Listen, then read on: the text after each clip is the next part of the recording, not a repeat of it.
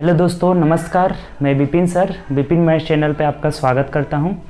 आइए हम लोग इस वीडियो में जो मैथमेटिक्स 3200 प्लस क्वेश्चन जो वॉल्यूम 1 है प्लेटफॉर्म पब्लिकेशन का, तो उसी का हम लोग सोल्यूशन कर रहे थे, जिसमें हम लोग ऑलरेडी 1040 नंबर क्वेश्चन तक देख चुके थे। ठीक, तो 1041 से शुरू करना है, तो आइए उसी को हम लोग देखते हैं, आगे की ओर बढ़ाते हैं। ठीक, तो अगर उससे पहले आप अगर चैनल पे न्यू होंगे तो चैनल सब्सक्राइब कर लीजिएगा और बेल आइकन प्रेस कर लीजिएगा, जिससे जो भी न्यू वीडियो डलेगा उसका नोटिफिकेशन आपको मिलता रहेगा। ठीक, तो आइए हम लोग शुरू करते हैं। 41 नंबर क्वेश्चन से शुरू करना है। 1041 नंबर क्वेश्चन क्या कर रहे हैं दोस्तों में, आप ज़्यादा से ज़्यादा वीडियो शेयर भी कर दें, ताकि और भी जितने भी आपके दोस्त हैं सभी लोग हमसे आए जुड़े। ठीक, और ज़्यादा से ज़्यादा फायदा उठाएं। देखिए, पहला क्वेश्चन आपके स्क्रीन पर है। 1041 नंबर बोला हुआ है कि 15 और 85 के बीच कितनी ऐसी प्राकृत संख्या है जो 7 से डिविजिबल है। देखिए, ऐसा जब भी क्वेश्चन आए ना, ये बोला है कि 15 और 85 के बीच ऐसी कितनी संख्या है जो 7 से डिविजिबल है। तो ऐसा हम क्या करेंगे ना, देखिए सबसे पहले इसके बीच का ढूंढना है। हम 1 से लेकर 85 तक निकाल लेते हैं कि कै गो संख्या जो 7 से डिविजिबल है। तो इसके लिए हमें क्या करना होगा ना, इसे 7 से भाग दे देना होगा। तो 7 एकम 7 हो जाएगा, फिर यहाँ 1 उजड़ जाएगा, 5 7 दूना 14, यानी कि 12 सत्ते शेष से कोई मतलब नहीं है, 12 सत्ते 84 आ गया ना। तो 12 गो ऐसी संख्या है ना 1 से लेकर 85 तक जो 7 से डिविजिबल है। फिर क्या करेंगे ना कि इस 15 को 7 से भाग दे देते हैं, तो 7 दूना 14, 1 से इस पर लगा रहा है। इसका मतलब क्या हुआ कि ये दो गो ऐसा संख्या है ना 1 से 15 तक जो 7 से डिविजिबल है। तो हमें निकालना है ना कि 15 और 85 के बीच, तो ये 1 से 85 तक निकला है 12 गो, और 1 से 15 तक 2 गो निकला है, तो 2 गो घटा लेंगे, यानी कि 10 गो ऐसा संख्या है ना जो 7 से डिविजिबल है। कहां से कहां तक, तो 15 से लेकर 85 के बीच 10 वो संख्या ऐसा है जो कि आपका 7 से डिविजिबल है, अर्थात यही 10 आपका आंसर हो जाएगा। तो मिला लीजिए, ऑप्शन नंबर क्या हो जाएगा, तो ऑप्शन नंबर यहाँ से बी हो जाएगा। क्लियर, बात समझ में आया कि नहीं आया तो एक बार और समझ लीजिए। देखिए, 1 से लेकर 85 तक जहां तक भी कहा जाए ना कि इस संख्या से पार्टिकुलर किसी संख्या से डिविजिबल है, तो उसको भाग दे देंगे और जो भागफल आता है उतना ही नंबर आ जाएगा। यानी 1 से 85 तक में 12 गो आ गया, तो 1 से 15 तक में 2 गो आ रहा है, दोनों को घटा दिए तो 15 से लेकर क्या हो जाएगा 85 तक आ जाएगा। चलिए नेक्स्ट क्वेश्चन की तरफ बढ़ते हैं। इसका आंसर क्या हो जाएगा, तो ऑप्शन नंबर बी हो जाएगा। ठीक, अगला क्वेश्चन 42 नंबर क्वेश्चन देखिए क्या कर रहा है। 42 बोला है कि एक धनराशि P 10 वर्ष में 2 गुनी हो जाती है, तो साधारण ब्याज की उसी दर से 20 वर्ष में कितनी गुनी हो जाएगी। ठीक, देखिए बहुत सिंपल है, नहीं। चलिए नेक्स्ट क्वेश्चन देखते हैं। 1042 नंबर बोला है कि एक धनराशि P 10 वर्ष में 2 गुनी हो जाती है, तो साधारण ब्याज की उसी दर से 20 वर्ष में कितनी गुनी हो जाएगी। देखिए बहुत सिंपल है, अगर यह 10 वर्ष में 2 गुनी, P जो है 10 वर्ष में 2P हो जा रहा है, यानी ब्याज कितना मिल रहा है। देखिए यहाँ से ब्याज जो मिल रहा है, ब्याज P रुपया मिल रहा है। ठीक, हमेशा हम क्या करते हैं मिश्रधन, ये P हो गया और ये अमाउंट हो गया, तो अमाउंट में से मूलधन घटाएंगे तो क्या बच जाएगा, ये ब्याज हो जाएगा। तो यहाँ P ब्याज मिल रहा है कितना दिन में, तो 10 वर्ष में। तो अब कह रहे हैं हमें कि अगर ये P है तो 20 वर्ष में कितना गुना हो जाएगा, 20 वर्ष में यह कितना गुना हो जाएगा। तो बहुत सिंपल है, अगर 10 वर्ष में हमें P ब्याज मिला है तो 20 वर्ष में 2P ब्याज मिलेगा, 2 गुना ब्याज। जितना समय बढ़ाएंगे 3 गुना समय बढ़ाएंगे तो 3 गुना ब्याज मिलेगा। तो यहाँ से अगर 10 वर्ष में P ब्याज मिलता है तो 20 वर्ष में 2P ब्याज मिलेगा। तो जब ये 2P ब्याज मिला तो ये प्रिंसिपल अमाउंट कितना हो जाएगा, तो 3P हो जाएगा, अर्थात P 3 गुना हो जाएगा। ये विसर्जन कितना हो जाएगा, 3 गुना, और आंसर हम लोग का क्या हो जाएगा 3P हो जाएगा। ठीक, फिर से एक बार समझ लीजिए। देखिए बहुत सिंपल है, अगर P ब्याज 10 वर्ष में मिल रहा है तो 20 वर्ष में 2P ब्याज मिलेगा, तो P से ये कितना हो जाएगा 3P हो जाएगा, अर्थात 3 गुना हो जाएगा। ऑप्शन नंबर मिला लेते हैं, तो ऑप्शन नंबर यहाँ से C हो जाएगा। ठीक, चलिए नेक्स्ट क्वेश्चन 43 नंबर। अगला देखिए 43 नंबर क्वेश्चन क्या बोला है, 10 प्रेक्षण का माध्य जो है 13 है, तो इसमें से 2 और प्रेक्षण जोड़ दिया जाता है, तो 2 नया प्रेक्षण का माध्य 14 हो जाता है। तो नहीं, सभी का औसत जो है क्या कर रहा है 14 हो जाता है, तो 2 नए प्रेक्षण का माध्य निकालना है। बहुत सिंपल, अगर 10 गो प्रेक्षण है और इनका माध्य 13 है तो इनका योग निकल जाएगा। जब दोनों को आपस में गुणा कर लेंगे तो योग कितना हो जाएगा, 130 हो जाएगा। ठीक, अब कह रहा है कि 2 गो नया प्रेक्षण बढ़ा दिया जाए तो 10 से कितना हो जाएगा, 12 हो जाएगा। अब नया माध्य क्या हो जाता है, तो नया माध्य यहाँ से 14 हो जाता है, तो इन दोनों को गुणा कर लेंगे तो 12 का योग निकल जाएगा। तो कितना हुआ, 14 दूना 28, 2 हुआ और 14 कम 14 2 16 168 हो जा रहा है। अर्थात जो 2 नए आ रहे हैं वो कितना, देखिए कितना बढ़ रहा है, 38 बढ़ रहा है। तो इस 38 में 2 गो संख्या है, तो इसका अगर माध्य निकालना है, दोनों का हमें माध्य निकालना है तो 2 से भाग दे देते हैं, कितना हो जाएगा, 19 हो जाएगा और यही हम लोग का आंसर हो जाएगा। ठीक, फिर से एक बार देख लीजिए, सिंपल है। 10 का अगर माध्य 13 है तो योग हो जाएगा 130, गुणा कर लेंगे और 2 को जब संख्या बढ़ जा रहा है तब माध्य 14 हो जा रहा है, तो इनका योग हो जा रहा है 168। यानी कितना बढ़ा, तो 38 बढ़ रहा है और क्या वो संख्या है नया वाला 2, तो 2 से भाग दे दी, यानी कि दोनों जो संख्या है उसका माध्य क्या हो जाएगा, 19, जो कि ऑप्शन नंबर ए में दिया हुआ है। क्लियर, चलिए आगे बढ़ते हैं। नेक्स्ट 44 नंबर देखिए, 1044 नंबर क्या बोल रहा है, कह रहा है कि 30 लीटर नमक के घोल में 5% नमक है, इस घोल में कितना लीटर पानी और मिलाया जाना चाहिए ताकि परिणामी घोल में 3% नमक हो जाए। देखिए यहाँ हम पानी मिला रहे हैं, तो देखिए पहला जो है 30 लीटर घोल है और इसमें नमक की मात्रा कितनी है, 5% नमक है, 5% नमक है। अब यहाँ कितना पानी मिला है वो पता नहीं है, यानी कि 30 प्लस हम x कर दे रहे हैं, 30 प्लस x कितना पानी मिला है वो चीज़ पता नहीं है। अब इसमें नमक का प्रतिशत कितना हो जाता है, 3% हो जाता है, 3%। बहुत सिंपल है, हो गया आराम से। जब हम यहाँ पानी मिला रहे हैं, अर्थात नमक की मात्रा दोनों में क्या रहेगा, सेम रहेगा हमेशा। पानी मिला रहे हैं तो पानी की मात्रा को हम नहीं लिए, नमक की मात्रा लिए हैं। इसमें 5% नमक है और ये जो x पानी मिलाए हैं तो इसमें कितना नमक हो जा रहा है, 3% हो जा रहा है। तो यहाँ से x का वैल्यू निकल जाएगा, हम कितना मिलाए हैं, बहुत सिंपल हो गया, देख लीजिए। 3 से 1 कटा देते हैं, 3 रहा के 30 हो जाएगा, यानी 10 5 50। तो x का वैल्यू कितना हो जाएगा, 50 में से ये 30 घटा देंगे, यानी कितना हो जाएगा, 20 हो जाएगा। अर्थात हम 20 लीटर नमक मिलाए, कितना मिलाए हैं, 20 लीटर जो है यहाँ पे पानी मिलाए हैं, 20 लीटर पानी मिलाए हैं। तो आंसर मिला लीजिए, क्या हो जाएगा, ऑप्शन नंबर ए हो जाएगा। क्लियर, कोई दिक्कत, सिंपल था। देखिए फिर से एक बार समझिए इस क्वेश्चन को, ऐसा बहुत क्वेश्चन पूछा जाता है, जो चीज़ हम मिलाएंगे ना यहाँ पे उसका प्रतिशत नहीं लेंगे, जो नहीं मिलाएंगे ना उसी का प्रतिशत क्या रहेगा, हमेशा बराबर रहेगा।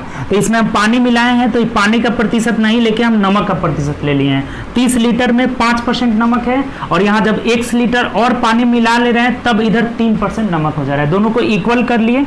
तो x का वैल्यू क्या हो जाएगा, ये 10 25 50 में से ये 30 घटा लिए, 20 लीटर आ जा रहा है। ठीक, यानी कि हम कितना पानी मिलाए थे, 20 लीटर पानी मिलाए थे, जो कि ऑप्शन नंबर किस में दिया है, देख लीजिए, तो ऑप्शन नंबर ए में दिया है। ठीक, चलिए नेक्स्ट क्वेश्चन देखते हैं।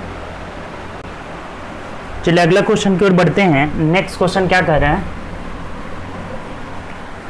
अगला क्वेश्चन बोला है अतुल और विनय एक साथ मिलकर एक काम को 5 दिनों में पूरा कर सकते हैं। यदि विनय अकेला 8 दिनों में समाप्त करता है तो अतुल अकेला कितना दिन में करेगा। बहुत सिंपल है, अतुल और विनय दोनों मिलकर कितना दिन में करते हैं, 5 दिन में करते हैं। ठीक, और इसी काम को विनय अकेला 8 दिन में करता है, विनय अकेला 8 दिन में करता है। तो बोला है कि अतुल अकेला कितना दिन में करेगा।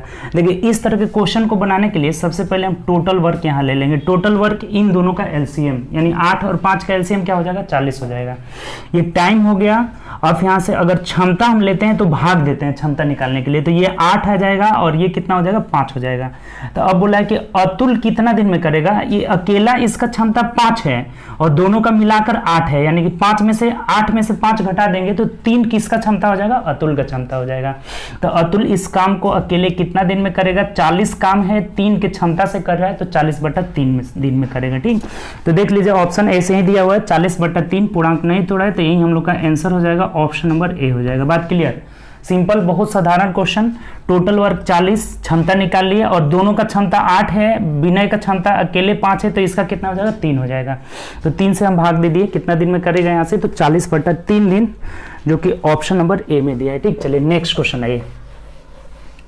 अगला क्वेश्चन क्या कह रहा है, 46 नंबर, कि दो संख्याओं का HCF 19 है और एलसीएम 665 है। यदि एक संख्या 95 है तो दूसरी संख्या क्या होगी। देखिए ऐसा क्वेश्चन तो बहुत किए हैं कि एलसीएम गुणे एचसीएफ, एलसीएम गुणे एचसीएफ बराबर पहली संख्या गुणे दूसरी संख्या, पहली संख्या गुणे दूसरी संख्या। इस तरह का क्वेश्चन बहुत आया हुआ है अभी तक, ठीक।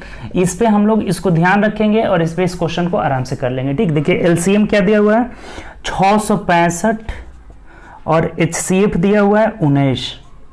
एक संख्या दिया हुआ है 95 और दूसरी संख्या पूछ रहा है क्या होगा, x मान लेते हैं, सिंपल कटा दीजिए।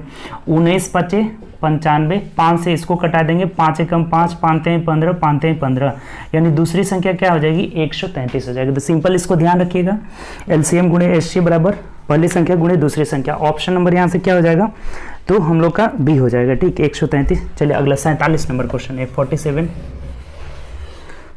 47 बोला है ये गुणनखंड का इकाई यूनिट प्लेस निकालना है, बहुत सिंपल है। 4211 की पावर 102 है गुणे 361 के पावर 52 है, ठीक। कह रहे हैं ना कि इसका यूनिट प्लेस निकालिए, इकाई अंक निकालना है। देखिए ये तो इसका तो इकाई अंक निकालना बहुत आसान है, एक है तो एक ही हो जाएगा, गुणे एक है तो एक ही हो जाएगा, एक एकम एक, यूनिट प्लेस क्या हो जाएगा यहाँ एक हो जाएगा। देखिए दो बात आप ध्यान रखिएगा कि अगर इस बेस में बेस का इकाई अंक 0 रहे, 1 रहे, 5 रहे, 6 रहे, ये अगर चारों अंक रहता है ना तो ये मान नहीं बदलेगा, मान इसका नहीं बदलेगा, पावर कुछ भी हो मान नहीं बदलता है, एकदम ध्यान रखिएगा, ठीक कि मान नहीं बदलता है। क्या कह रहे हैं 0 रहे, 1 रहे, 5 रहे, 6 रहे, यहाँ पे अगर 0 रहे, 1 रहे, 5 रहे, 6 रहे तो पावर कुछ भी रहे ये बदलता ही नहीं है, वहीं का वहीं रह जाएगा। तो यहाँ अगर हम लोग का 1 है तो 1 का 1 ही हो जाएगा, इस 1 का भी 1 ही हो जाएगा और 1 में 1 से गुणा किए कितना हो जाएगा 1 हो जाएगा, ठीक। तो इसका यूनिट प्लेस 1 हो जाएगा। अब समझिए कि अगर इसके अलावा कोई अंक रहेगा तब क्या करते हैं कि पावर को 4 से भाग देते हैं और जो शेष आएगा वही इकाई अंक बेस का पावर हो जाएगा। अगर शेष 0 आता है तो पावर में 4 ले लेते हैं और कैलकुलेट करके आराम से निकाल लेंगे, क्लियर। बस यहाँ तो 1 है तो 1 ही रहेगा, ऑप्शन नंबर हम लोग का क्या हो जाएगा बी हो जाएगा, ठीक। चलिए आगे बढ़ते हैं 48, 49, 50 तीनों जो है ग्राफ है, टेबल से रिलेटेड है, तो तीनों क्वेश्चन बना लीजिए। 48, 49, 50 देखिए टेबल आपके सामने है, क्या कर रहा है टेबल में कि निम्नलिखित सारणी का ध्यान पूर्वक अध्ययन करें और इस पर आधारित प्रश्नों का उत्तर दें। निर्माता दिया हुआ है, इधर निर्माता दिया हुआ है और ऊपर इनका 2005, 2006, 2007, 2008, 2009 और 2010 का ये दिया हुआ है, ठीक। टोटल कितना निर्माण हुआ है यही दिया हुआ है हमें, ठीक। अब पढ़िए यहाँ से क्वेश्चन डायरेक्ट बनाइए। 1048 नंबर पहला क्वेश्चन है 1048। क्या बोला है पढ़िए।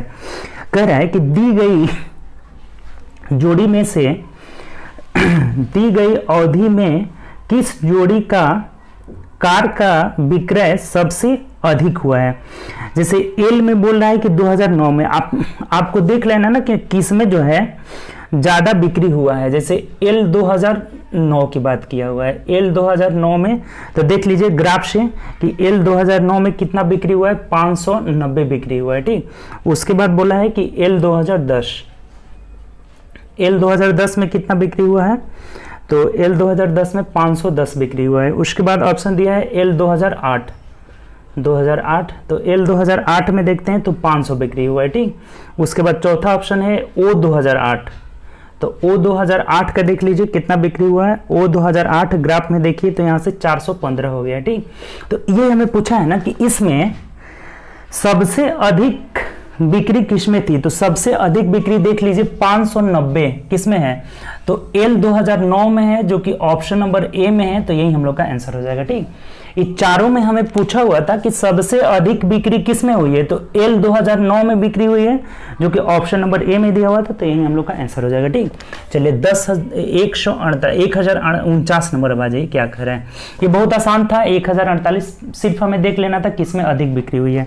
49 में क्या बोला है कि वर्ष 2006 में निर्माता एम के कार की घरेलू बिक्री में कितना हिस्सा था। देखिए एम का बोल रहा है ना कि 2006 की बिक्री में कितना प्रतिशत का बिक्री किया है एम, तो एम कितना प्रतिशत बिक्री किया है, तो एम के 2006 को ऊपर रखेंगे बट्टा टोटल हो जाएगा और गुणे 100 कर लेंगे, इन प्रतिशत में आ जाएगा कि कितना प्रतिशत का बिक्री किया हुआ है एम। एम के 2006 का प्रतिशत निकल जाएगा, एम के 2006 का प्रतिशत यहां से निकल जाएगा, का प्रतिशत निकल जाएगा, तो निकाल लीजिए। देखिए एम 2006 में कितना किया है, एम जो है 2006 में देख रहे हैं ग्राफ में कि 410 किया, यानी कि 410 ऊपर रहेगा और m का टोटल आप जोड़ लीजिए कितना आ रहा है, सबको जोड़ लीजिए, उसको नीचे रख दीजिए। तो देखिए इसको जोड़ लिए हैं, नीचे 21 आ रहा है, टोटल जो m का है ना, देखिए बताते हैं कौन कौन जोड़ लीजिएगा। 400, 410, 415, 415, 420 और 430 सबको जोड़े कितना आ रहा है 2100। और प्रतिशत के लिए हम क्या करेंगे, 100 से गुणा कर लेंगे। देखिए 2 जीरो से 2 जीरो खत्म हो जा रहा है ना, यानी कि 410 में हमें 21 से भाग दे देना है। ठीक, 410 में 21 से भाग देकर देखिए कितना आ रहा है, 21 से कम 21 हो जाएगा और यहाँ 0 2 0 हो जा रहा है ना, अब 9 मर्थ में चल जाएगा। 19 दशमलव समथिंग, ऑप्शन भी मिलाते चलिए, 19.5 एक ही ऑप्शन में है जो कि ऑप्शन नंबर ए में दिया हुआ है, तो यही हो जाएगा 19.5% हो जाएगा। एम का हिस्सा जो है, घरेलू हिस्सा मतलब कि केवल एम ही में देखना है, तो एम का घरेलू हिस्सा 2006 में कितना है, ये 2006 है, 2006 का एम का घरेलू हिस्सा 2006 का, तो एम कितना उत्पादन किया है 410 और टोटल एम 2006 में टोटल उत्पादन कितना हुआ है 2100, तो 410 2100 का कितना परसेंट है, तो 19.5, तो यही हम लोग का हो जाएगा, ऑप्शन नंबर ए में दिया है। ठीक, अब चलिए 1050 भी इसी पे है, 1050 भी सेम इसी ग्राफ से है, तो देख लीजिए 2010 में किस निर्माता की बिक्री में पिछले वर्ष की तुलना में अधिक प्रतिशत वृद्धि हुई थी, प्रतिशत वृद्धि हुई थी, यानी 2010 की तुलना में बात किया ना, 2010 की तुलना में ये बोला है ना कि 2010 की तुलना में किसकी बिक्री में अधिक उत्पादन हुई थी। देख लीजिए ना, ग्राफ से पता चल जाएगा। ग्राफ से देखिए 2010 में पिछले की तुलना में 2010 में, तो ये 520 से, देखिए ये हम एक बार लिख देते हैं, 2009 में और 2010 में, 2010 में, तो पहला वाला जो है एल जो है 2009 में 520 से 510 हुआ है, तो ये घटा है। ठीक, ये वृद्धि नहीं हुआ है। ये 420 से अगला जो है एम 420 से 430 हुआ है, तो ये 10 बढ़ा है।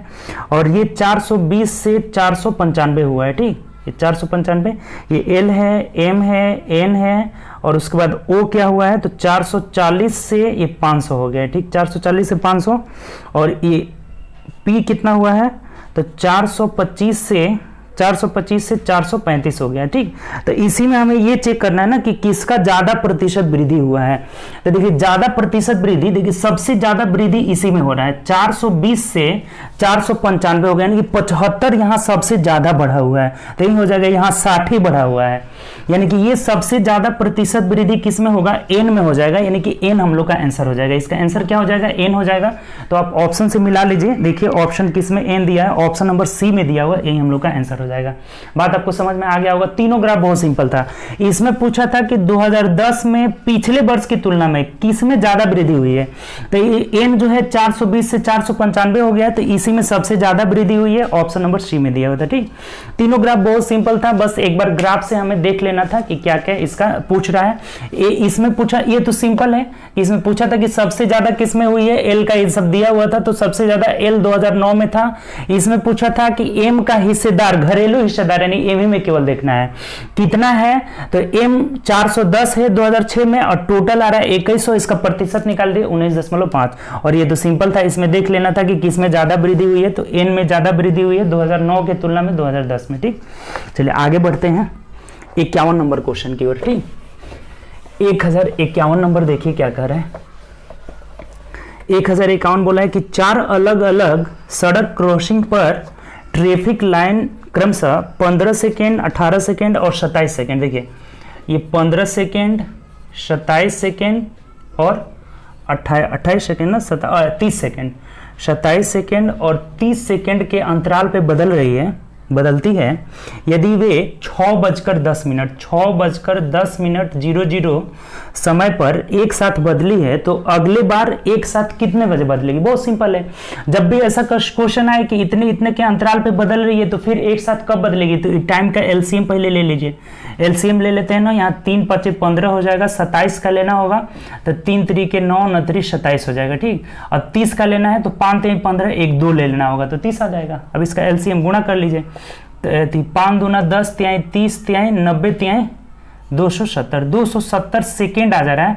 तो इसको हम मिनट में बदल लेते हैं। मिनट में बदलने के लिए 60 से भाग देंगे ना, तो 6 × 24, 25 26 27, 4 मिनट 30 सेकेंड, 4 मिनट 30 सेकेंड आ जा रहा है तो इसमें जोड़ दीजिए, ये घंटा है, ये मिनट है और ये सेकेंड है, तो 4 मिनट 30 सेकेंड जोड़ना है तो कितना आ जाएगा 6:14 तो यही ऑप्शन हो जाएगा। देख लीजिए किस ऑप्शन में दिया है, 6:14 ऑप्शन नंबर ए में दिया है, यही हम लोग का आंसर हो जाएगा। क्लियर, समझ में आ गया होगा, कोई दिक्कत नहीं होगी। टाइम का एलसीएम ले लिए 270 सेकेंड आया है, तो इसे मिनट में बदलने के लिए 60 से भाग देते हैं ना, तो 4 मिनट 30 सेकेंड आ गया। तो अब 6:10 में हमें 4:30 जोड़ लेना, 4 मिनट 30 सेकेंड, तो 6:14 आ गया। क्लियर, कोई दिक्कत? चलिए आगे बढ़ते हैं। 52 नंबर क्वेश्चन है ये, 52 1052। क्या बोला है? कह रहा है कि x प्लस वाई का होल स्क्वायर, ऐसे बोला है कि x प्लस वाई का whole square minus x y बराबर 0 दिया है। ठीक, तो आपसे बोला है ना, हमें बोला है यहाँ से कि x³ माइनस y³ और बटा x माइनस वाई, इसका वैल्यू निकालना है। बहुत सिंपल है। कैसे सिंपल है देखिए, तो ये अगर इसको हम तोड़ते हैं तो क्या मिलेगा हमें, x² plus y² plus 2xy minus xy बराबर 0, और ये इसको और आगे बढ़ाते हैं तो x² plus y² plus xy बराबर 0 हो गया। ठीक, और अब ये a³ माइनस b³ ये क्या होता है, x³ minus y³, x minus y into x² plus y² plus xy हो जाता है। ये सिंपल हम तोड़ दिए a³ माइनस b³ में, और ये x माइनस वाई हो गया। तो जब इसका वैल्यू 0 आ गया, नहीं इसका वैल्यू ना, इसका वैल्यू यहाँ से 0 आ गया, तो ये ऊपर टोटल 0 हो जाएगा। 0 में किसी भी संख्या से गुणा देंगे 0, और किसी से भी भाग देंगे तो क्या हो जाएगा, 0 हो जाएगा। 0 में किसी संख्या से भाग देते हैं तो क्या आता है 0, यानी इस क्वेश्चन का आंसर क्या होगा 0 हो जाएगा। इसको देखते देखते बनाना होगा। इसका वैल्यू जब 0 आ गया तो ये 0 हो जाएगा, 0 में किसी भी संख्या से भाग देंगे हमेशा क्या आएगा 0 आ जाएगा। तो इसका आंसर 0 होगा, जो कि ऑप्शन नंबर देख लीजिए किस में दिया है, तो ऑप्शन नंबर सी में दिया होगा। क्लियर, समझ में आ गया होगा। x³ माइनस y³ बराबर x minus y into x² plus y² plus xy होता है। जब इसका वैल्यू यहाँ से 0 है तो टोटल 0 में किसी संख्या से भाग देंगे 0 हो जाएगा। ठीक, चलिए आगे बढ़ते हैं। 53 नंबर क्वेश्चन देखते हैं। 53 नंबर क्वेश्चन पढ़िए क्या बोला है। कह रहा है एक लड़का रेलगाड़ी में बैठा हुआ है, यह नोटिस करता है कि 60 सेकेंड में 30 टेलीफोन के पोस्ट गिन सकता है। दो पोस्टों के बीच 60 मीटर की दूरी है, तो रेलगाड़ी की गति निकाले। देखिए बहुत सिंपल है थोड़ा सा ध्यान देखिएगा। 60 सेकेंड में ना, 60 सेकेंड में 31 को गिना है। ऐसे ऐसे करके कितने हैं, ये 31 को है, 31 को है, इसको गिन रहा है। और एक पोस्ट का दूरी कितना है, 60 मीटर है, 60 मीटर। अब यहाँ थोड़ा सा आपको एक चीज़ ध्यान रखना है कि अगर ये 31 को गिनेगा, जैसे मान लीजिए कि हम यहाँ से एक चीज़ समझा रहे हैं आपको, 1 2 3 4 5, अगर 5 को हम गिन रहे हैं ना तो 4 ही दूरी हम कवर करेंगे। कैसे, तो ये 1 दूरी हो गया, 2 दूरी हो गया, 3 दूरी हो गया, 4 दूरी, एक हमेशा कम रहता है। अगर 5 को पेड़ गिने तो 60 मीटर का कै गो दूरी हम कवर करेंगे, एक कम हमेशा 4 गो दूरी कवर करेंगे। अगर 6 गो पेड़ गिनते हैं, देखिए 1 2 3 4 5 6 गो, तो 5 दूरी, 1 दूरी 2 दूरी 3 4 5, हमेशा एक कम होगा। तो अगर हम यहां से कितना पेड़ हम गिने हैं, 31 गिने हैं, इसका मतलब 30 दूरी कवर करेंगे। ठीक, और कितने कितने मीटर का है, 60 मीटर का, यानी कि 1800 मीटर हम दूरी कवर किए हैं। कितना देर में, तो 60 सेकेंड में। तो 60 से भाग दे देंगे, ये इसका स्पीड निकल जाएगा। तो 0 से 0 36, 30 मीटर पर सेकेंड जो हो जाएगा स्पीड हो जाएगा। तो इसमें मीटर पर सेकेंड में नहीं दे करके किलोमीटर प्रति घंटा में दिया है, तो क्या करेंगे 18/5 से इसे गुणा कर देंगे। तो 18/5 देखिए, 5 छक्के 30 हो जाएगा, 18 छक्के 108 हो जाएगा, यानी कि 108 किलोमीटर पर आवर हो जाएगा। ठीक, क्लियर हुआ यह चीज। हमेशा आपको क्या ध्यान देना है कि अगर हम 5 को गिन रहे हैं तो 4 यूनिट की दूरी तय करेंगे। अगर 6 को गिन रहे हैं, एक कम हमेशा। तो 31 को अगर पेड़ गिने हैं तो हम 30 ही दूरी कवर किए हैं। तो 30 × 60, 60 मीटर का दूरी था, 180 1800 मीटर हो गया। कितना देर में, 60 सेकेंड में। तो भाग दे दिए हम, तो 30 मीटर पर सेकेंड स्पीड आ गया। तो अब इसको हम लोग किलोमीटर पर आवर में चेंज कर लिए, 18/5 से गुणा करके 108 किलोमीटर पर आवर हो गया। क्लियर, चलिए आगे बढ़ते हैं। नेक्स्ट क्वेश्चन, अगला 54 नंबर क्वेश्चन देखिए क्या करें। 54 बोला है कि x + 2 भागफल, देखिए कह रहा है कि यदि भाजक x + 2 है, भागफल 4x - 5 है और शेषफल 12 है तो भाज्य क्या होगा, ये तो बहुत सिंपल है। देखिए ये ऐसा कुछ साइन रहता है, यहाँ जो रहता है उसको भाजक बोलते हैं, ये भागफल बोलते हैं, ये भाज्य होता है, नीचे रिमाइंडर रहता है। ठीक, तो ऐसे हम सजा लिया। अब क्या क्या बोला है सबको बैठा देते हैं। भाजक हमें ये x + 2 दिया हुआ है, ठीक, और भागफल दिया है 4x - 5 दिया हुआ है, और शेषफल यहाँ से कह रहे हैं ना कि 12 है। शेषफल क्या है यहाँ से 12 है। तो आपसे पूछा है ना कि ये भाज्य क्या होगा, भाज्य। तो अब आप पढ़े होंगे एक कि भाज्य बराबर क्या होता है, भाज्य बराबर इन दोनों को गुणा कर लेंगे, भाजक गुणे भागफल जोड़ शेष, ये जुड़ जाता है हमेशा। ठीक, यानी क्या होता है भाज्य बराबर, यहाँ लिख देते हैं, आप लिख लीजिएगा, भाज्य बराबर भाजक गुणे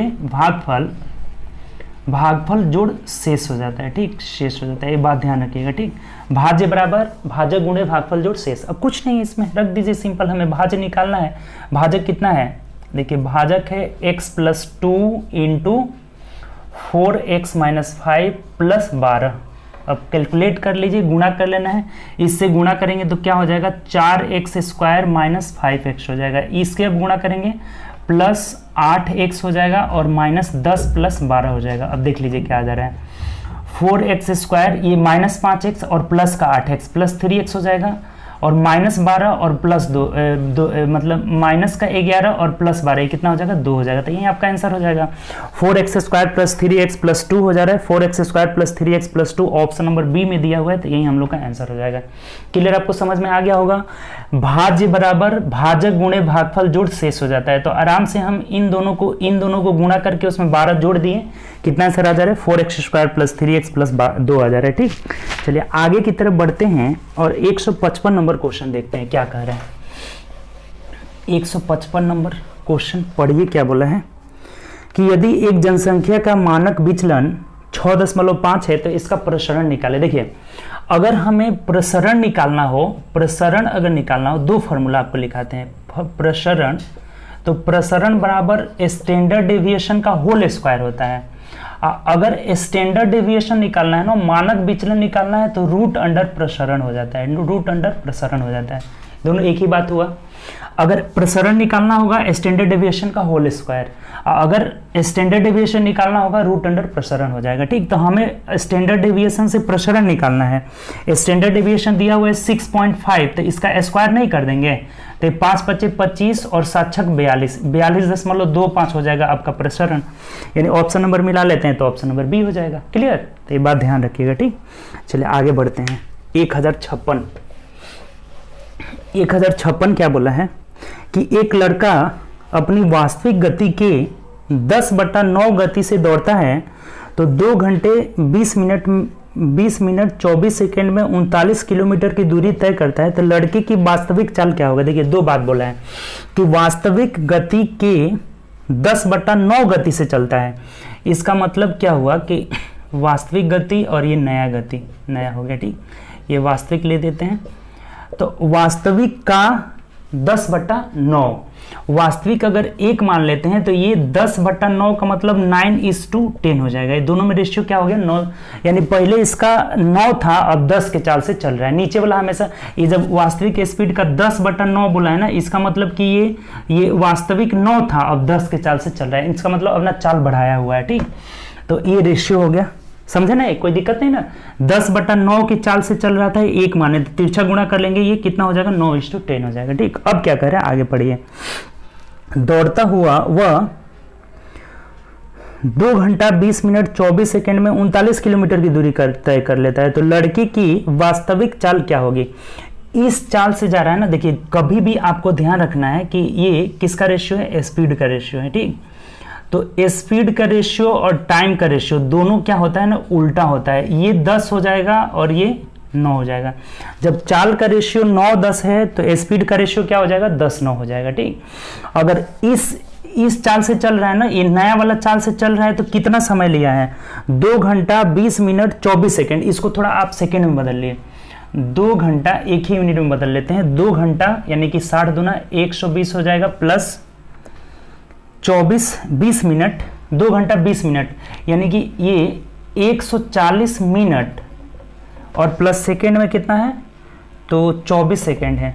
अगर इसको भी सेकेंड में बदल लेते हैं तो 60 से अगर गुणा कर लेते हैं तो ये कितना आ जा रहा है 0 0 6 24 का 4 2 6 एकम 6 2 8, 8424 सेकेंड, ये सब मिल करके 8424 सेकेंड हो जा रहा है। ठीक, इसका मतलब अगर 9 यूनिट का वैल्यू 8424 सेकेंड दिया हुआ है तो 10 यूनिट का वैल्यू हमें निकालना है। देखिए, ये कटा दीजिए, 9 9 81, 82, 83, 84, 29, 27, 28, 29, 30, 31, 32, 9 6 54, यानी 1 यूनिट का वैल्यू कितना हो गया 936। तो 10 यूनिट का वैल्यू कितना हो जाएगा 936 में एक जीरो चिपका लेंगे, इतना सेकेंड हो गया। ठीक, अब हमें क्या बोला है ना कि इसका चाल निकालना है, वास्तविक चाल, लड़के की वास्तविक समय निकल गया हमें, तो समय और चाल निकालना है। तो चाल बराबर क्या हो जाएगा, दूरी बटा समय।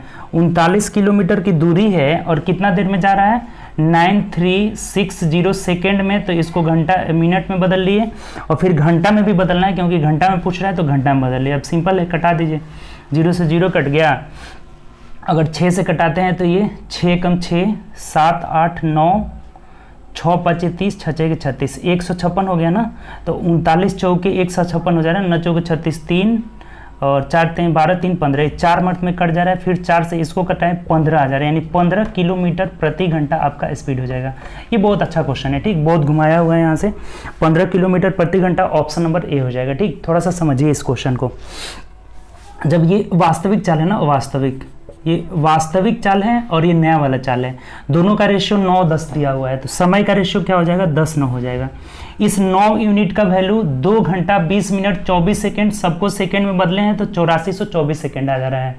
तो जब 9 यूनिट का वैल्यू 8424 सेकेंड, तो 1 यूनिट का वैल्यू 936 सेकेंड, तो वास्तविक हमें निकालना है 10 का वैल्यू आ जा रहा है कितना 9336 सेकेंड आ जा रहा है। ठीक, तो अब हमें चाल पूछा है, तो चाल बराबर दूरी 39 किलोमीटर था, समय था 9360 सेकेंड, तो इसको मिनट में बदलने के 60 से भाग दिए। फिर घंटा में पूछ रहा था तो घंटा में यानी कि 60 गुणे 60 से भाग दे दिए, तो कितना आ जा रहा है 15 किलोमीटर प्रति घंटा आ जा रहा है। थोड़ा सा कैलकुलेटिव ये क्वेश्चन था, अच्छा क्वेश्चन था। चलिए आगे की ओर बढ़ते हैं, नेक्स्ट क्वेश्चन देखते हैं क्या कह रहा है। चलिए नेक्स्ट क्वेश्चन आते हैं, अगला क्वेश्चन क्या कह रहा है। अगला बोला है हम लोग का, ये अच्छा क्वेश्चन था, 1057 नंबर का है ना कि यदि किसी त्रिभुज के तीनों कोणों का अनुपात 2:5:8 है, ठीक, तो सबसे बड़ा कोण निकालना है। त्रिभुज के तीनों कोणों का योग 180 डिग्री, सबको जोड़ दीजिए, 8 2 10 5 15, 15 का वैल्यू अगर 180 है तो 1 यूनिट का वैल्यू 15 एकम 15, 15 दूना 30, 1 यूनिट का वैल्यू 12 डिग्री, तो सबसे बड़ा 8 है ना, तो 8 यूनिट का वैल्यू कितना हो जाएगा 12 8 96 डिग्री हो जाएगा और यही आपका आंसर हो जाएगा।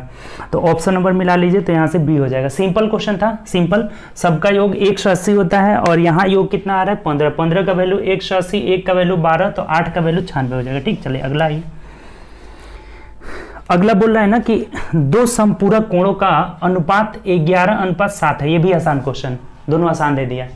समपूरक कोणों का योग कितना होता है 180 डिग्री, तो 11 और 7 18 हो गया।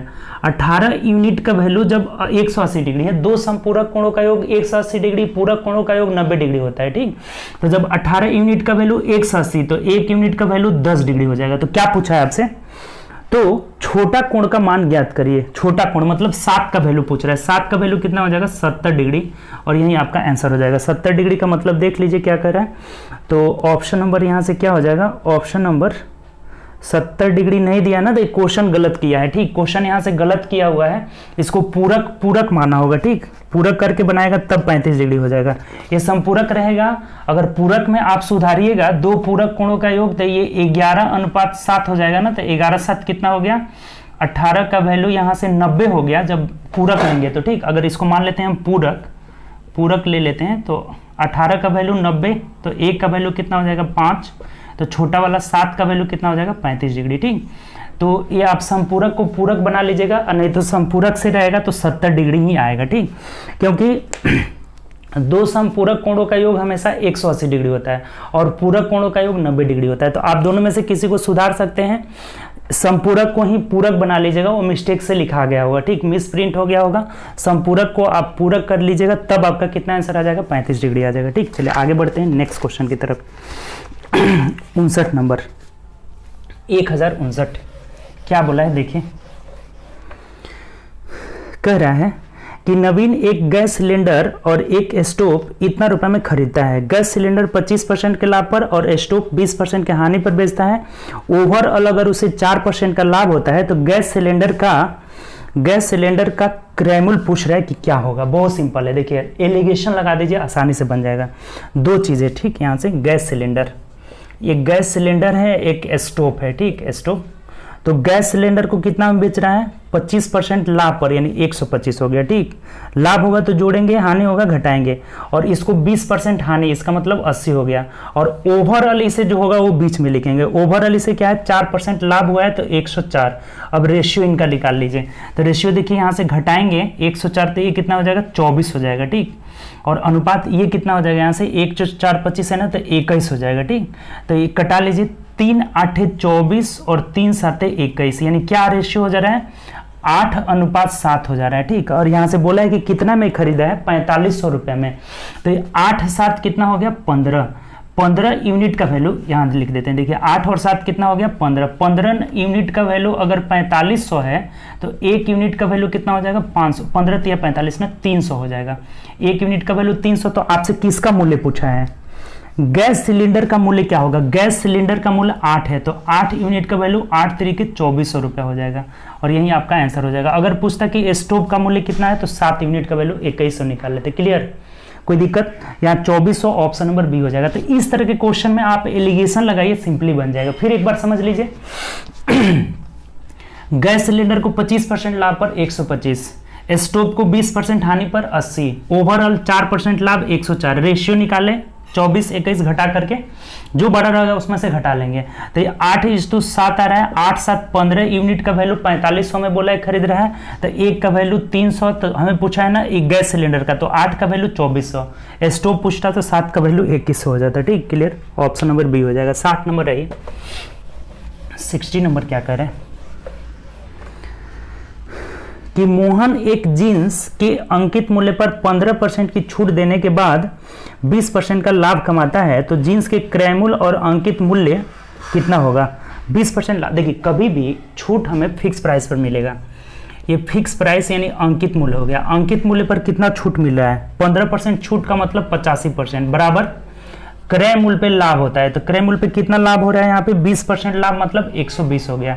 ये दोनों हम बराबर क्यों लिखे हैं, क्योंकि फिक्स प्राइस पर छूट देगा तो ये एसपी हो जाएगा, ये विक्रय मूल्य हो जाएगा, और क्रय मूल्य पे लाभ होगा तो ये भी क्या हो जाएगा, विक्रय मूल्य। तो दोनों बराबर हो जाएगा। यहाँ से क्लियर हुआ। तब देखिए यहाँ से कटा दीजिए आप, 5 से कटाएंगे तो ये 17 हो जाएगा, ये 5 से कटाएंगे तो 5 दूना 10, 5 चौको 20 हो जाएगा। यानी फिक्स प्राइस और बट्टा सीपी, इसका रेशियो कितना आ जा रहा है, 24/17, यानी कि 24:17 हो जाएगा। अंकित मूल्य और क्रय मूल्य का रेशियो कितना हो जा रहा है, 24:17। तो आपसे क्या पूछा है कि क्रय मूल्य और अंकित मूल्य का रेशियो पूछा है, क्रय मूल्य अनुपात फिक्स प्राइस ये पूछा है ना, तो उलट जाएगा इसका, यानी कि 17:24 हो जाएगा। क्रय मूल्य अनुपात अंकित मूल्य का रेशियो पूछा है तो ये उलट जाएगा, 17:24 आपका आंसर होगा। 24:17 नहीं, ऑप्शन नंबर मिला लेते हैं तो ए हो जाएगा। बात क्लियर, फिर से एक बार समझ लीजिए। फिक्स प्राइस पर 15% का छूट मतलब फिक्स प्राइस का 85 बराबर क्रय मूल्य पर 20% लाभ यानी 120, दोनों बराबर क्योंकि दोनों विक्रय मूल्य हो गया। कटा कर निकाले, फिक्स प्राइस बट्टा क्रय मूल्य आ रहा है 24:17। तो हमें पूछा है ना कि क्रय मूल्य अनुपात फिक्स प्राइस क्या होगा, तो 17:24 हो जाएगा। क्लियर। चलिए अगला क्वेश्चन आइए, 61 नंबर। 61 क्या बोला है, कह रहा है कि C2 के किस मान के लिए समीकरण इतना इतना समपाती होंगे को, देखिए ध्यान दीजिए, यहाँ से दो समीकरण है, 6x + 2y = 2 दिया हुआ है। एक समीकरण कितना दिया है, 3x + y = C2। कह रहे हैं ना कि C2 का क्या, अच्छा इसको एक साइड ला लेते हैं, यहाँ -2 = 0 हो जाएगा, -C2 = 0 हो जाएगा, ठीक। और कभी भी जब दो इक्वेशन रहे, देखिए a1x + b1y + c1 = 0, और एक रहे a2x + b2y + c2 = 0। अगर ये समपाती रहे, क्या पूछा है यहाँ पे, समपाती है ना, तो अगर ये समपाती रहते हैं तो क्या कहता है कि अगर ये दोनों समपाती होंगे तो a1/a2 = b1/b2 = c1/c2 हो जाता है, ठीक। और यहाँ से अगर हल की बात करें ना तो अनंत हल होता है। जब ये संपाती हो जाने की एक ही लाइन पे हो जाए तो a1/a2 बराबर b1/b2 बराबर c1/c2 होता है। और इस कंडीशन में हल कितना होता है, इनफाइनाइट होता है। तो ये जब संपाती कब होंगे, जब इनका रेशियो, इनका सबका रेशियो बराबर होगा, यानी कि 6/3, यही ना है a, x के गुणांक a, y के गुणांक b और c अकेला रहता है। तो यहाँ 6/3 है, यहाँ 2/1 है, तो यहाँ क्या होना होगा, -2/-c2 कर लेते हैं, ठीक। यानी माइनस माइनस हटा ही दीजिए आप यहाँ से, -2/c2 कर लेते हैं। तो ये रेशियो हमेशा इक्वल होना है। तो यहाँ भी देखिए 3 दूना 6, 3 एकम 3, यानी 2/1, 2/1। तो ये भी क्या होगा, C1 का भी, C2 का भी वैल्यू कितना हो जाएगा, 1 हो जाएगा, सिंपल। ये सब बराबर होना चाहिए, ये भी 2/1, 2/1, तो ये भी 2/1 हो जाएगा, यानी कि C1 C2 बराबर कितना हो जाएगा, 1 हो जाएगा। यही आपका आंसर हो जाएगा। तो मिला लीजिए, तो ऑप्शन नंबर डी हो जाएगा। बात क्लियर, सिंपल क्वेश्चन था। जब संपाती होते हैं तो a1/a2 बराबर b1/b2 बराबर c1/c2 हो जा रहा है। 6/3 निकालना है तो 2/1, 2/1, यहाँ भी 2/1 होना चाहिए, तो C2 का वैल्यू 1 हो जाएगा। क्लियर, चलिए आगे बढ़ते हैं। 62 नंबर 62 62 बोला है कि 50 रुपये का 6 महीनों में प्रत्येक महीने के लिए 10 पैसे प्रति रुपए। इसका मतलब क्या हुआ ना, 10 पैसे प्रति रुपए, 10 पैसे प्रति रुपये, रुपये को पैसा में बदल लिए और प्रतिशत निकालने के लिए 100 से, यानी रेट ऑफ इंटरेस्ट जो दिया है ना, आर दिया हुआ है ना, 10% मासिक दिया हुआ है, ठीक। तो अब क्या पूछ रहे हैं आपसे कि 6 महीने बाद ब्याज क्या होगा। तो बहुत सिंपल, SI बराबर क्या होता है, PRT, यानी कि 50 गुणे 6 माह का निकालना है। ये रेट भी मासिक है, इसीलिए हम इसको वर्ष में नहीं बदलेंगे। ये 10% मासिक है और बट्टा 100 हो जाएगा। कटा दीजिए, 0 से 0, 0 से 0, 6 5 30 रुपया आपका निकल जाएगा, ठीक। 30 रुपया। क्यों हम इसको मतलब माह को वर्ष में नहीं चेंज किए, क्योंकि रेट ऑफ इंटरेस्ट भी कितना दिया हुआ है, वो मासिक ही दिया हुआ है, 10% प्रति मासिक। तो इसलिए सिंपल हम यहाँ से SI निकाल लिए, PRT/100, यानी 30 रुपया हो जाएगा। ऑप्शन नंबर डी हो जाएगा। क्लियर कि नहीं समझे अभी। ये जो रेट निकला है ना, 10% मासिक निकला हुआ है, मासिक। तो 10% अगर मासिक निकला है तो ये 1 महीने का ब्याज हो गया, ठीक। ये 6 महीने का ब्याज होगा ना, 6, 1 मंथ का ब्याज करना रहेगा तो यहाँ 1 लगाएंगे, 2 का निकालना होगा 2, जितना महीने का रहे, ठीक। वार्षिक पूछे तो 12 महीने का निकालेंगे। क्लियर, चलिए आगे बढ़ते हैं। नेक्स्ट 63 नंबर 63 क्या कह रहे हैं, 14 प्रेक्षणों का माध्य 11 है, इनमें एक प्रेक्षण जोड़ दिया जाता है। ये तो अभी बताए थे ऐसा क्वेश्चन। 14 का अगर 11 है तो योगफल क्या हो जाएगा, गुणा कर लेंगे, 14 एकम 14, 14 एकम 14, 15, 154 हो जाएगा। ये योग हो गया, ठीक। अब कह रहे हैं कि इनमें एक प्रेक्षण और जोड़ लिया जाता है तो 15 को हो जाएगा। तब माध्य कितना हो जाता है, तो 12 हो जाता है, 12। तब देखिए 15 दूना 30, 15 एकम 15 और 3 15 हो जाएगा, ठीक। 15 एकम 15, 3 18 हो जा रहा है। यानी कि 14 प्रेक्षण का माध्य 11 था तो योगफल 154, फिर एक जोड़ लिए तो 15 का 12 हो जा रहा है, दोनों को गुणा कर लिए 180। यानी एक की वजह से कितना बढ़ा है, देखिए यहाँ से कितना बढ़ा है, 10 में से 4 गया 6, और यहाँ 7 में से 5 गया 2, 26 बढ़ रहा है। तो हमें क्या पूछा है यहाँ से, कह रहा है तो 15वां प्रेक्षण जो एक बढ़ा था वो कितना हो जाएगा, तो यही हो जाएगा 26, यही ना बढ़ा था, तो यही 26 आंसर हो जाएगा। क्लियर, कोई दिक्कत। सिंपल था कि 14 का 11 हो जा रहा है, 154 योगफल, ठीक। फिर एक जोड़ रहे हैं तो 15 का 12 हो जा रहा है, 180, यानी कितना बढ़ा, 26, तो यही 15वां का हो जाएगा, ठीक। चलिए 64 आइए। 64 क्या बोला है, 164 बोला है कि यदि 2 पूरक कोणों का अनुपात 2:3 है तो छोटे कोण के वर्ग का बड़े कोण के वर्ग से क्या अनुपात है। तो यहां से आपको अब पूरक कोण निकालना नहीं है कि दोनों का योग 90 डिग्री करेंगे, इनके वर्ग का रेशियो पूछ रहा है। तो वर्ग का रेशियो मतलब सिर्फ इसका वर्ग कर लीजिए, 2 दूनी के 4, 3 तरीके 9, यही हो जाएगा। यानी कि निकाल करके फिर उसका वर्ग करके कटाएं, बहुत ज़्यादा लेंदी होगा।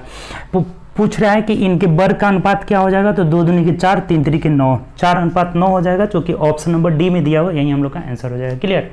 चलिए 65 नंबर क्वेश्चन देख लेते हैं। 65 क्या कर रहे हैं, बोला है कि यदि एक जनसंख्या का मानक विचलन 7 है तो प्रसरण, अभी क्वेश्चन किए थे कि अगर हमें प्रसरण निकालना है मानक विचलन से प्रसरण निकालना है तो क्या हो जाता है, स्टैंडर्ड डेविएशन का होल स्क्वायर हो जाता है। ठीक, तो स्टैंडर्ड डेविएशन कितना है, तो 7 है, तो 7 का अगर होल स्क्वायर करेंगे यानी कि 49 हम लोग का यहाँ से प्रसरण निकल जाएगा। तो ऑप्शन नंबर क्या हो जाएगा, तो ऑप्शन नंबर सी हो जाएगा। ठीक, अगर हमें प्रसरण निकालना है तो स्टैंडर्ड डेविएशन का होल स्क्वायर, अगर स्टैंडर्ड डेविएशन निकालना हो तो क्या हो जाएगा, रूट अंडर प्रसरण हो जाएगा, रूट अंडर प्रसरण। तो ये बात आपको ध्यान रखना होगा। ठीक, ये दोनों बातें ध्यान रखना होगा। तो चलिए आज हम लोग 25 ही क्वेश्चन कर रहे हैं। ठीक, 25 क्वेश्चन कंप्लीट किए, 25 क्वेश्चन तक ही रहने देते हैं। आगे हम लोग डेली डेली करने का प्रयास कर रहे हैं। यहाँ पे लाइट का बहुत प्रॉब्लम रह रहा है। ठीक, लाइट का प्रॉब्लम बहुत ज़्यादा रह रहा है, इसी की वजह से आपको डेली डेली वीडियो नहीं मिल पाता है। तो इसके लिए थोड़ा सा कोऑपरेट करना है। अब देखिए लाइट का स्थिति कब सुधर जाता है। ठीक, तो आपको डेली डेली वीडियो मिलने लगेगा, उसमें घबराना नहीं है। ठीक, तो चलिए बस आज इतना हम लोग रहने देते हैं और फिर अगले क्लास कल देखेंगे। ठीक, तब तक के लिए आप ज़्यादा से ज़्यादा प्रैक्टिस करें।